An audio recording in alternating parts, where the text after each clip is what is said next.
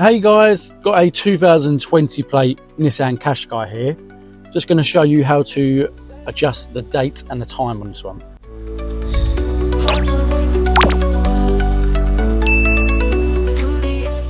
So on this one, we're going to come to the screen in the center of the console.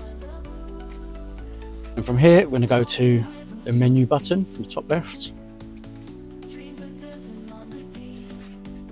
Then you want to go to settings, then clock. So you can have clock mode on auto and it'll automatically do it for you, or if you want to set it manually, you can click to manual and then scroll down until you get to the bottom. It says set clock manually.